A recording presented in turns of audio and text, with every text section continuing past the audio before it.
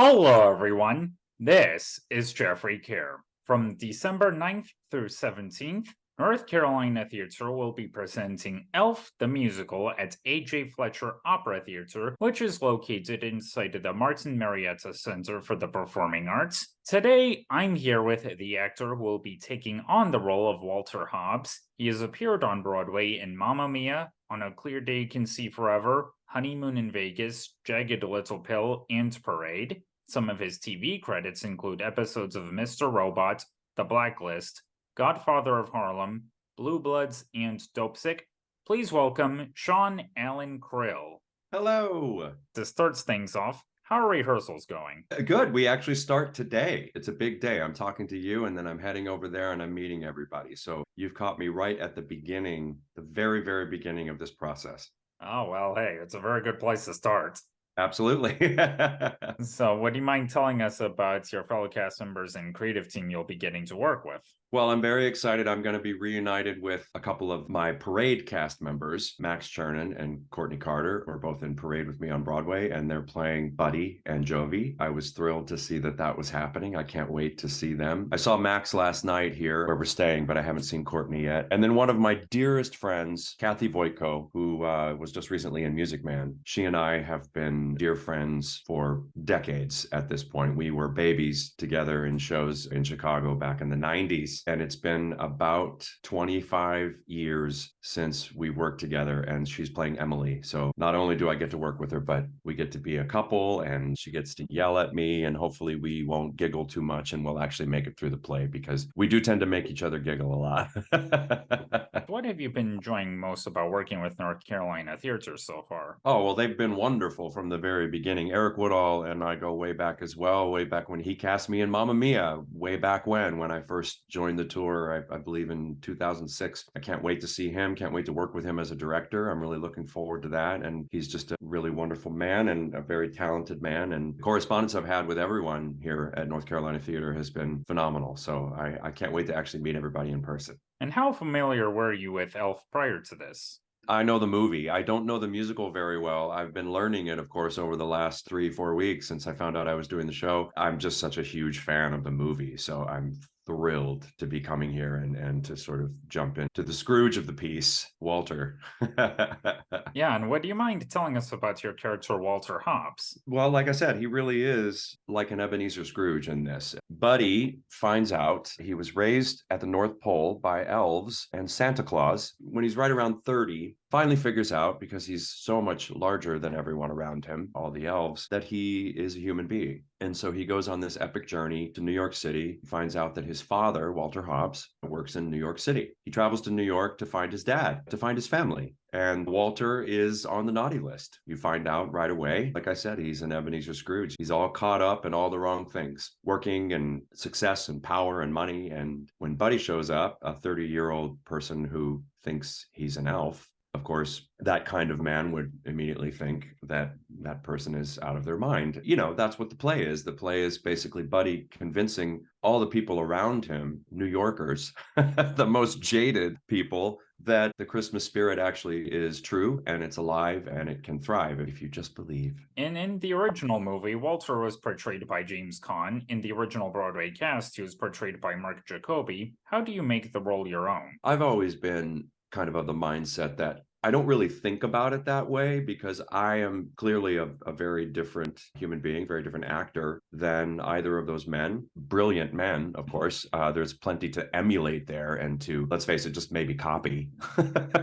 It will naturally be mine just because I'm a different person playing the part. So I never really go into it thinking like, how do I make this mine? Because I think it just will naturally happen. I've always sort of thought that. I learned that basically in my younger days when I was understudying or being a standby, to just kind of let that go, because it's sort of a futile exercise in trying to approach it that way. Really what you do is just approach playing the part. It will naturally be different and it will be your own because you are a unique, singular person. And for our audiences who've mainly been familiar with the 2003 holiday classic, what can they expect from the stage musical adaptation? The stage musical, I'm learning it right now. I'm being introduced to it right now, and it is wonderful. They've done a really great job of taking many of the moments in the movie that everyone loves so much and musicalizing them with just delightful music. It's just absolutely delightful. That is the word. You have to use that word when you're describing this play. It's joyful, and it's also just a really good musical. There's some really great songs and really great earworms you're just not going to be able to get rid of. So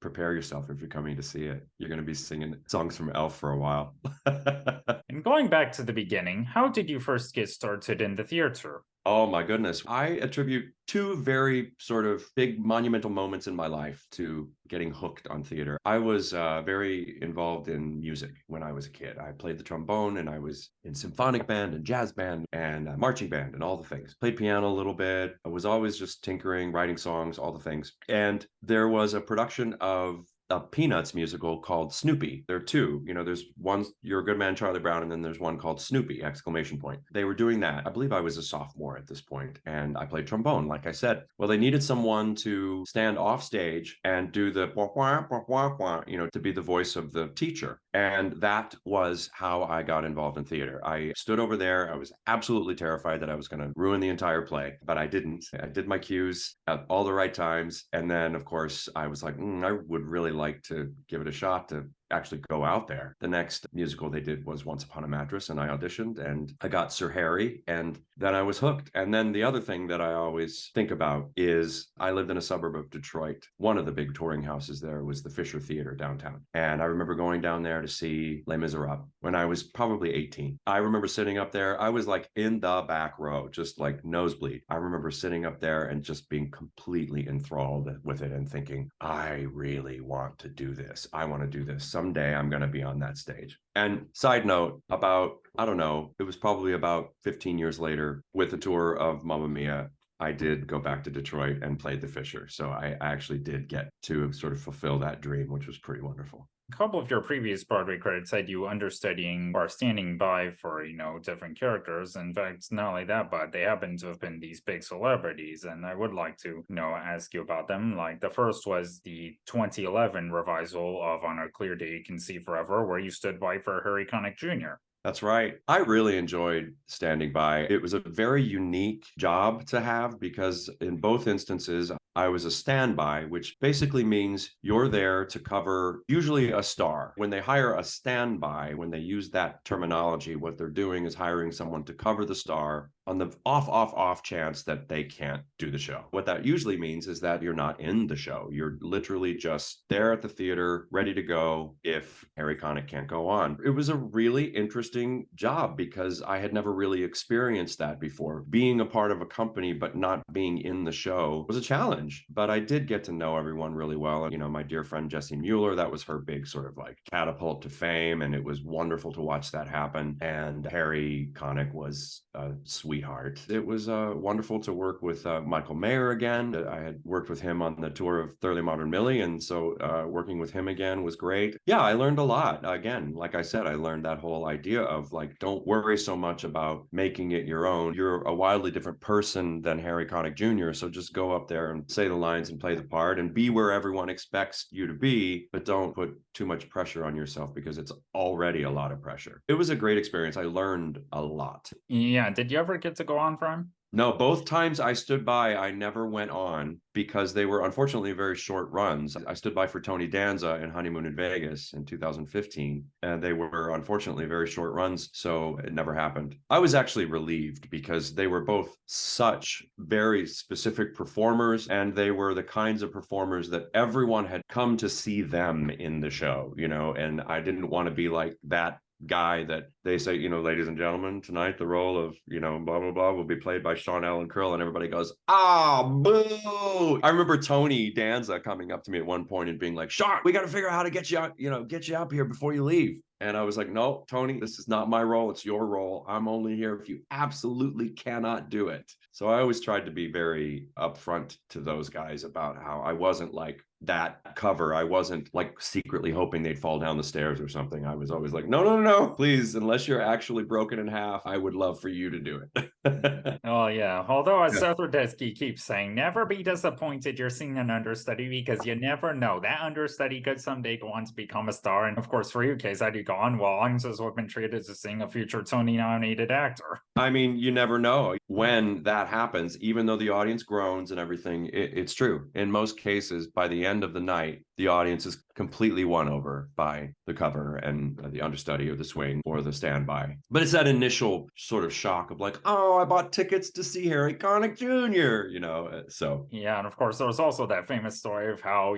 during the original run of Chicago in the 1970s, Gwen Verdon took a leave of absence. And so when audiences came, they came expecting to see Gwen. And so the announcer said, ladies and gentlemen, at this performance, the role of Roxy Hart, usually played by Gwen Verdon, which the audience is going, oh, man. Yeah. But then they were relieved when they heard, so will be played by Liza Minnelli. Yeah. She's no slouch. I don't think I realized that. That's amazing. Yeah, it's a true story. Oh, that's fantastic. Lucky audiences, I mean, to see Gwen Verdon or Liza Minnelli. Way to go. And it'd be hard to get away with a stunt like that today because they literally had to save that as a surprise. Whereas nowadays, it'd be quickly get out on social media. Sure. As you alluded to, you understudied Tony Danza in Honeymoon Vegas back in 2015, and his role, Tommy Gorman, was like Walter Hobbs, another role originated on screen by James Caan. Thank you for realizing that. That's what I've been saying. I'm going to do all of the James Caan roles in musicals, apparently. Yeah, or unless you want to take on Paul Shelton in the stage play adaptation of Misery next. Oh, exactly. Well, how was that whole experience in Honeymoon Vegas? I love that show so much. It's such a good show. That was my introduction to Jason Robert Brown. It was a delight to be a part of that. Such a great cast. It really is a very, very good show. It was such a shame that it just didn't quite catch on because it was everybody that I know that saw Honeymoon was like, that show was so good. I was like, I know. That's all I did was watch it. It was great. Yeah, no, it was a joy. Yes, and of course, alluding to you being a Tony-nominated actor, that was for Jagged Little Pill, which, well, okay, that show specifically had a pretty rocky run. Mainly that, okay, opened, it was doing okay, but then, COVID hit and it shut down for a while, and I was fortunate enough to speak with one of your fellow castmates in that, Laurel Harris, during the pandemic. And Okay. yeah, and she talked about how wild it was when got the news that Broadway was shutting down on March 12th, 2020. And thankfully, about over a year and a half later, most of you guys resumed performances, but then, well, closed permanently a month or two later. Yeah, COVID got us again. That second run, we opened up and it was so wonderful to return to the show. I was so proud of it and just had a really incredible time creating that whole piece with Diane Paulus and Elizabeth Stanley and everyone. It was wonderful to finally return to it. And then that was the sort of winter of Omicron, and Broadway hadn't quite figured out how to get through that. And we were one of the very early casualties of Omicron. There were about 3 or 4 shows that shut down because we had 9 people out of the show. There was just no conceivable way to move forward. And on the heels of, being shut down for a year and a half financially, it was such a drain on everything, on all of Broadway. But we were doing so well in our original run, and they just opened up a whole block of tickets. We were going to run all the way to the end of 21 or 20. It wasn't meant to be, but what a dream to have been a part of that beautiful show. I'm very proud of it. Looking back, it's like everyone always says, it's like seize the day, carpe diem. You never really know exactly how much time you're going to get. So Elizabeth Stanley and I are still very dear friends, and we talk about it all the time. We just say, wow, just who knew that we would only have, 3 or 4 months actually of running the show. But ultimately, the show was a part of our lives for a good 5.5 years, and very dear to us. Now on to your most recent mainstem appearance, which was in the Tony-winning Revival Parade, starring Ben Platt and Michaela Diamond, as well as, your 2 co-stars in North Carolina Theater's production of Elf. Yeah, I've talked to so many people about it because it's the most recent thing, of course. It's a beautiful show. It doesn't sound like fodder for a great musical, the only known lynching of a Jewish man in the South. Ooh, that sounds like a fun musical. It's so beautiful. I think all of us involved in it, we're just so proud and honored to be a part of the revival of that musical. It's just a beautiful piece of theater, and our production, we were all very proud of it. It was a beautiful production.